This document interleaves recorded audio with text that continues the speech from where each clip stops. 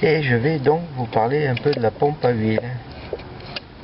Pour ceux qui ont des branches qui ne veulent plus avoir l'autoluve, voilà, dans ce cas-là, il n'y a plus les câbles, plus la durite. Là, il faudra donc boucher tous les trous. Là. Boucher le trou sur le carbu, mais ça je vous l'ai déjà montré.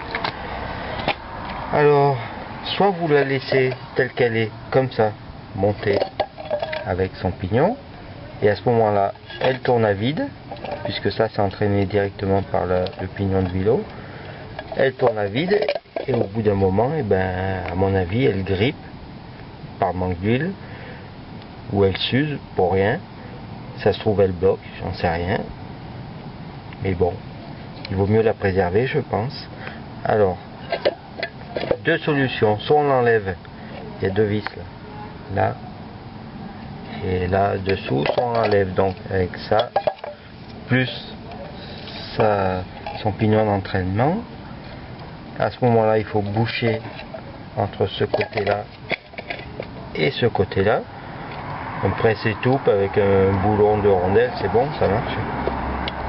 Soit, par contre, il faut garder la pompe précieusement de côté avec ça, le pignon, la goupille et le clip. Soit vous la laissez en place, mais c'est ça qui se fait la malle.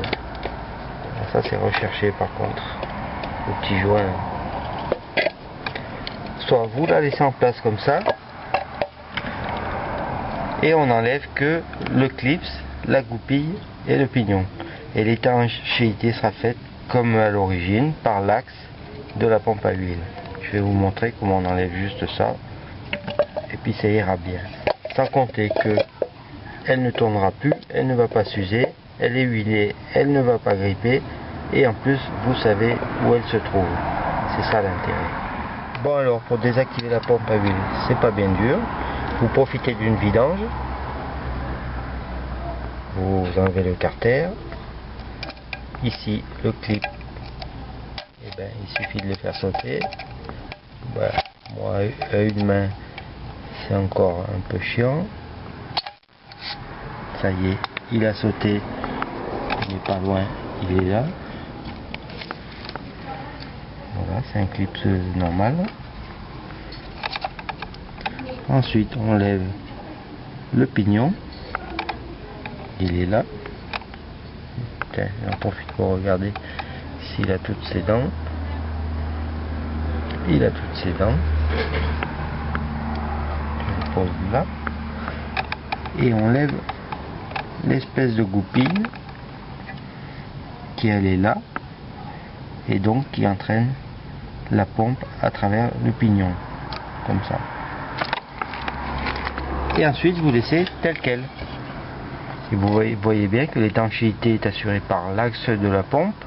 Ça c'est directement l'axe de la pompe. Le spi de la pompe, et il n'y a pas d'autre système à mettre. J'aimerais vérifier un truc, si ça vous parle. Non, non, ça marche pas. Là je suis en train de tourner l'axe de la pompe derrière avec la main. Il n'y a rien qui bouge, c'est tout à l'intérieur. Il y a juste le piston qui tourne, et comme il est à l'intérieur, on le voit pas.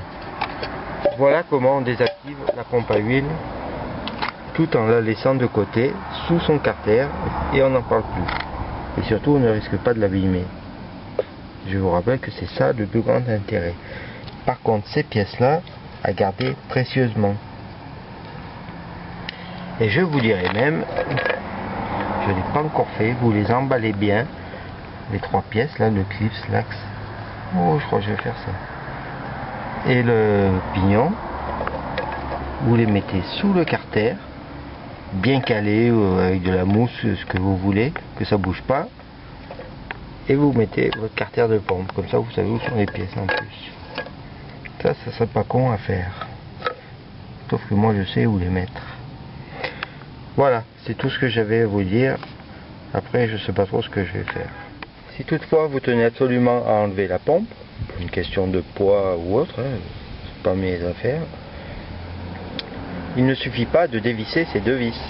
Il faudra absolument ouvrir, lever, comme je l'ai dit tout à l'heure, le clips, le pignon d'entraînement, le blanc là, la goupille, plus encore ce clips là. D'ailleurs, je vais vous le faire, comme ça vous verrez. Et attention en levant le clips, parce qu'il y a le spi juste dessous. Voilà, il est là. Je le récupère.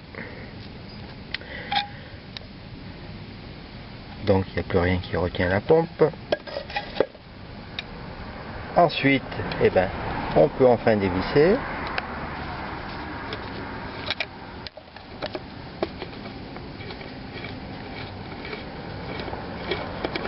Voilà, c'est fait. Et cette fois, la pompe sort. Bon, on fait attention au spi de ne pas l'arracher. De toute façon, il y a bien assez d'huile. Et voilà la pompe.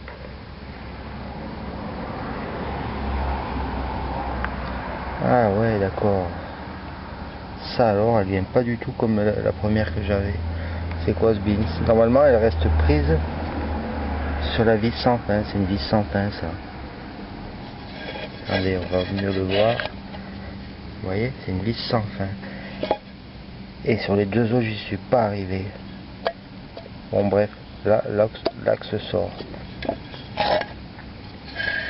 Il suffit de tirer pour ne pas bien droit. Pour ne pas abîmer le spi. Voilà. Alors ça c'est fort.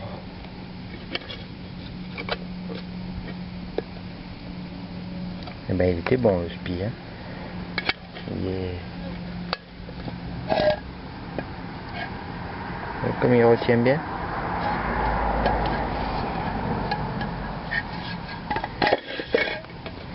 Ben alors grand.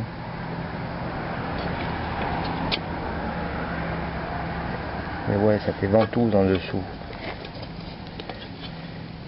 Voilà. Voilà l'axe de la pompe avec la vis sans fin. C'est curieux ça. Ou alors elle est naze. Parce que la dernière fois, les deux dernières fois, c'était impossible à sortir. Ça reste pris, l'engrenage à l'intérieur reste pris sur la vis sans fin. Bref. Donc si vous voulez enlever la pompe, voilà, c'est fait. Il faut enlever l'axe avec, hein, surtout il ne faut pas le laisser. Hein. C'est pour ça que je vous dis qu'il fallait tout démonter, le clips dessous, plus là. Et maintenant, vous pouvez mettre un axe avec deux... Bon, vous pouvez enlever le joint. D'ailleurs, je vais l'enlever. Et j'y arrive. Ouais, ben il est mort. Bon, pourquoi je fais ça? Parce que je vais le nettoyer.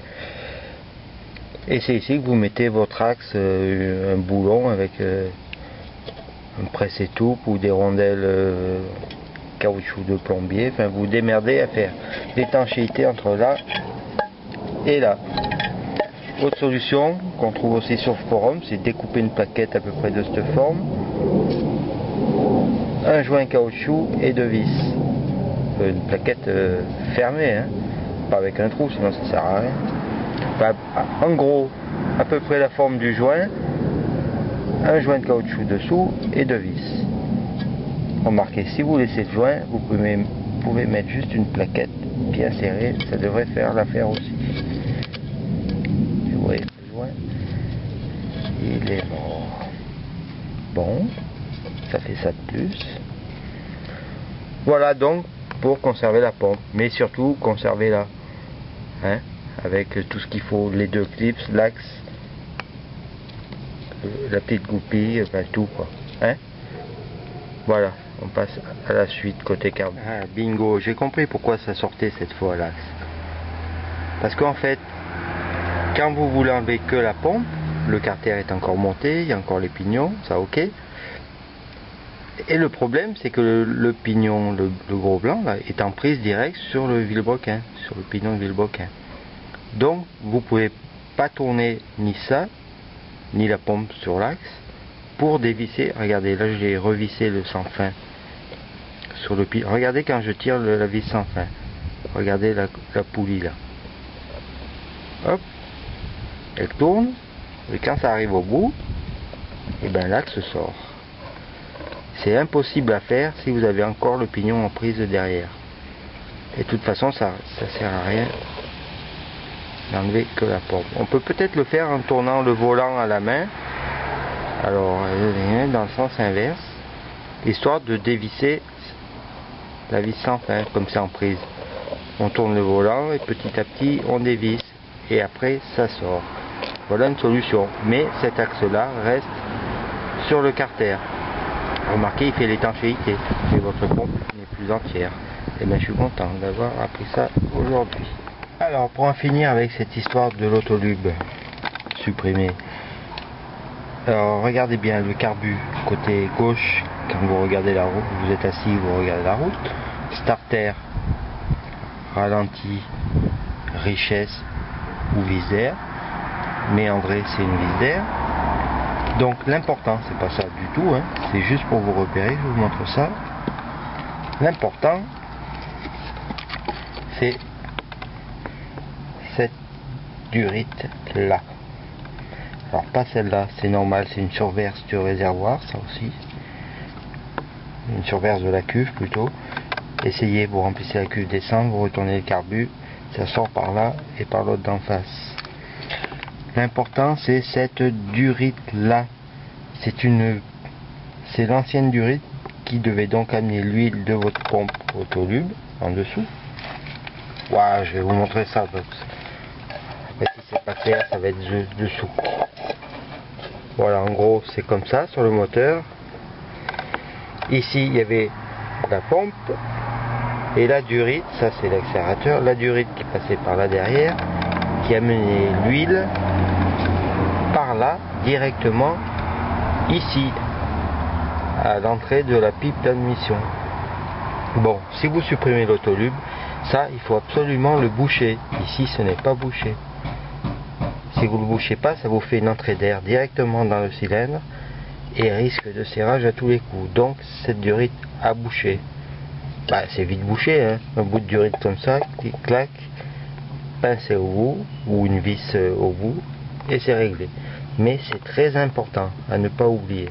Et enfin, pour finir, un exemple de ce qu'on peut faire pour boucher la fameuse arrivée d'huile. Moi c'est simple, un bout de durite, une vis Parker dedans, bien plus grosse que la durite, et ça bouge bien. Sur le carter, arrivée départ d'huile, bah, c'est un peu le même genre. Hein. Des vis Parker. Ici par contre, un écrou du M6, ça va bien. C'est pas M6, je m'en rappelle, non, c'est du M8 ou 10. Peut-être 13. Ça bouge bien aussi. Voilà.